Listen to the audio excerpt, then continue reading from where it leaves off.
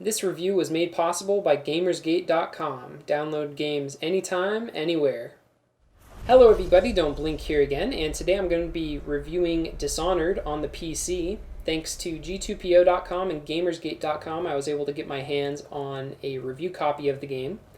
And I'm very, very grateful to those two sites because Dishonored is one of the best games that I've played in quite some time and is probably my number one choice for Game of the Year for 2012. That's how much I enjoyed this game, and hopefully throughout the course of this review I'll be able to show you effectively why that is. So first up, I want to give some background on Dishonored, what it is, what the story's about, what the world is like.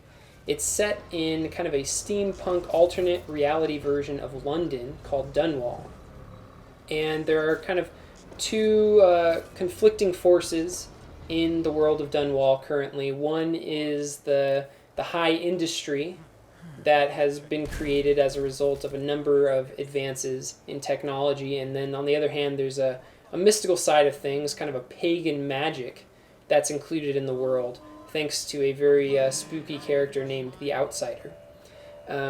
So you have those two conflicting forces, both of which your character Corvo Atano has to deal with and oftentimes dabble in. And at the beginning of the game, Corvo is acting as the bodyguard of the Empress and her daughter Emily until an assassination takes place and the Empress is killed. Meanwhile, Emily is taken from you, and you are blamed for the assassination and imprisoned and tortured for many months while they try and get you to confess to your supposed crimes. Thankfully, a mysterious group comes to your aid and helps you escape. When you meet up with them at the Hound's Pit pub, they start tasking you with assassinating high-profile targets of the new government. So that's basically what the story of Dishonored is all about. You're trying to get Emily back, and you're trying to dismantle the new government which led to the death of Emily's mother, the Empress. And along the way, you are endowed with some mystical powers, thanks to the Outsider, and you're able to upgrade them using runes and bone charms strewn about the game's levels. Additionally, if you find enough coins and valuables, you're able to upgrade your technological gadgets and items and weapons and things, so that by the end of the game, you are a force to be reckoned with. I could create more for you. Upgrades for your gear, weapons, munitions. But our situation here is desperate. Scavenge the city for valuables and I will resell them on the black market. That should give us the money to craft the things you need. In terms of graphics, I know a lot of people have had complaints about the visuals in Dishonored, but personally, I was actually pleasantly surprised with how the game looks. I am playing on PC, so obviously that is going to affect how I view the game and how I think of the graphics. Maybe on consoles it really does look kind of poor, but on PC the only real complaint about the visuals that I had was that some of the textures were a little bit low resolution. In every other aspect, I found the graphics and visuals to be very pleasant. Similarly, the game's sound was also very solid, but nothing to write home about.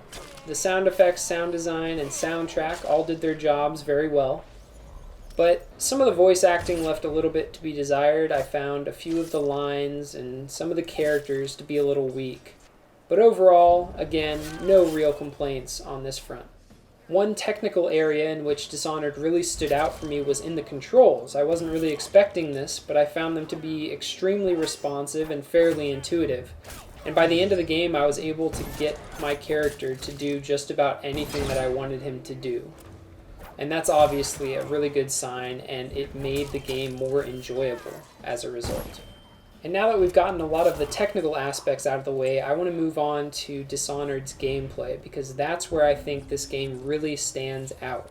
If you were to ask me what the gameplay in Dishonored were all about, I would have to say that it's all about player choice. Above all else, Dishonored, as a whole even, is about allowing players to really dictate their own experiences. If you want to go through the entire campaign without killing a single enemy or alerting a single enemy, you can do that. The game is designed to allow you to do that. On the other hand, if you want to go through guns blazing, killing literally everyone in your path, you can do that too. It's really up to you how you approach this game. And while I do believe the developers had a particular playstyle in mind when they were designing the game, they haven't imposed a bunch of arbitrary limitations in order to force you to play the game in one way or the other. In fact, they've done the complete opposite, actually forcing the game's world to adapt to you as a player according to your playstyle. If you play in a very violent fashion, then the game itself will be more violent. There will be more plague-rats and weepers, which are basically zombie-type characters. There will be more guards, and the ending itself will be a little bit darker than if you were to take the opposite approach and be very stealthy and a bit of a pacifist. If you take that approach, you won't come across those darker elements, and your ending will be a little bit more optimistic. In the end, Dishonored took me 14 hours to complete, and I don't regret a single second of that time spent with the game. It's one of the best polished, most fun experiences I've had in a video game in quite some time, and I really do recommend that all of you go and check this game out once you get the chance. It is an experience that you will not forget, and it's one of the best games that will be coming out this year. Thanks for watching this review. I hope you guys enjoyed it, and I'll talk to you all later. Bye.